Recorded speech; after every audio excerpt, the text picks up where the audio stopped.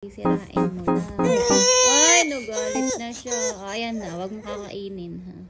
A day in the life ng isang first-time mom na may anak na iyakin. Uy, taray, may pamic na si madam, kaya hindi nyo na naririnig ang mga ugong-ugong. At kung ano-ano man sa ating background.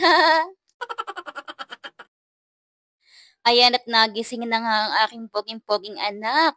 Isa na naman pong umaga at bagong umaga ang aming haharapin. At ayan, hawak na naman niya ang aking eyeglasses. Ganyan yan. Diyos ko, favorite na favorite niya. Ang dami-dami niyang laruan. Tapos kapag kinuma, ayan, iiyak siya. Hindi ko malaman kung ano bang meron niya sa eyeglasses ko at gustong-gusto niya yan. Ayan, at inantok na nga.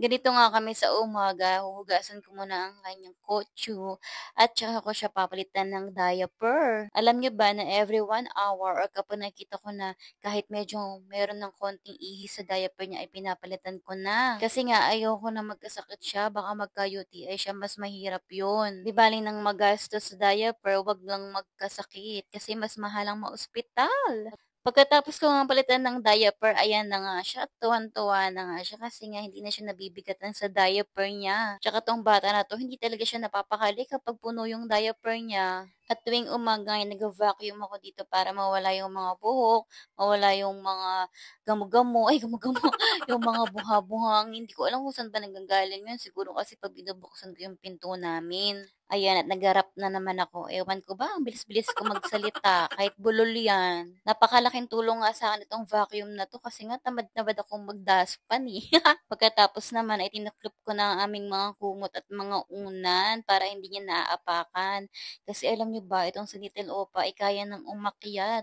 Baka mamaya ay mauna ang ulo kapag umakyat siya dito. Grabe, walang katakot-takot tong bata na to. At habang busy nga siya ng Cocomelon at hindi pa siya umiiyak, alam niyo ba, mas naiiwan ko si Hajun ng gising siya kaysa naman dun sa natutulog siya kasi nagigising siya tapos pag wala ako sa tabi niya umiiyak siya. Pero kapag ganitong gising siya ay nakakababa ako. Naiiwan ko siya mag-isa kaya naman ayan, kinuha ko na yung chicken sa ref namin para palambutin kasi magluluto na rin ako. Siyempre, Yakult tayo para okay tayo tiyan. Ito na talaga ang buhay ko as nanay, kundi maglinis at mag-alaga ng anak. Nilabas ko na rin yung mga nilabhan ko kagabi kasi nga umaaraw na para naman matuyo at mamit matiklop ko na. Alam niyo ba, nang dalaga talaga ako, hindi ko to ginagawa eh, kaya siguro lagi ako napapagalitan ng nanay ko eh. Ewan ko ba, ba't ba hindi ko naman yung kasipagan ng nanay ko sa paglilinis ng bahay. Tsaka sobrang linis talaga nun, wala akong masabi. Pero okay na rin, ang hirap kaya maging usi kasi lagi mainit yung ulo. Pagkatapos nga niya, nagwalis na rin ako ng aming garahe kasi nga marami na namang upos ng sigarilyo ng aking asawa. Nangigigil talaga ako doon. Ayan, at naggarap na naman ako. Pagkatapos nga umakyat na ako kasi kala ko umiiyak siya kasi nga di ba tayo mga mami, parang naririnig natin na umiiyak yung baby natin kahit hindi naman.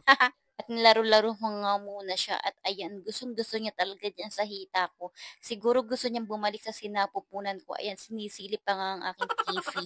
Ang hilig nga niya tumayo eh. Siguro kung malambot tong kama namin, baka naglalakad. Maya-maya pa nga't pinaliguan ko na at ayan, bagsak na ang lolo nyo.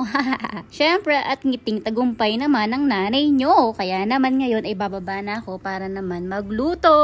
Hiniwa ko na nga yung mga sangkap na gagamitin ko. Magluluto nga pala ako ng chicken curry. Alam nyo ba, lagi na lang ako nahihiwa nito kasi sobrang talim talaga. Chicken curry nga pala yung isa sa kinakain ng asawa ko kasi ito lang yung parang meron kapareho sa Korea. Alam nyo ba, naghahadali ako ng time na to kasi alam ko naiiyak agad si Little Opa. Hindi nga ako nakaka-focus kapag hindi ko talaga siya kasama rito sa baba. Kaya ayun, nag-iisip pa rin ako kaya sobrang naghahadali talaga ako ng panahon na to. At ayan na nga, umiyak na nga siya kaya binaba ko na rin siya dito, binuksan ko ang electric fan. Sobrang iyakin talaga ni Little Opa, hindi ko nga alam kung bakit eh. Pero sabi naman nila kapag daw iyakin ng bata ng baby, paglaki naman niya, hindi na siya iyakin. Sana nga ganun talaga. Sobrang clingy niya ngayon, kaya ayan. Kahit saan ako magpunta, kahit anong gawin ko, ay karga-karga ko siya. Diba? Hindi na siya umiiyak kahit na nahihirapan siya dyan sa pwesto pwesto niya. At nagpakit pa nga sa camera. Syempre, panggigigilan natin yan. Naaawa nga ako dyan kasi araw-araw ko na lang napapanggigilan. Nakalimutan ko nga pala sabihin, nilagyan ko muna siya ng off lotion. Yes, yan po yung gamit ko kasi hindi naman siya allergy. Pero meron pang 6 months to up niyan. Hanapin nyo lang po sa Shopee. Meron kami yan, hindi ko kasi makita ko saan ko nilagay. At ito nga pala yung isa sa pagkain ngayon ni Hajun. Meron yung apple, potato, at saka yung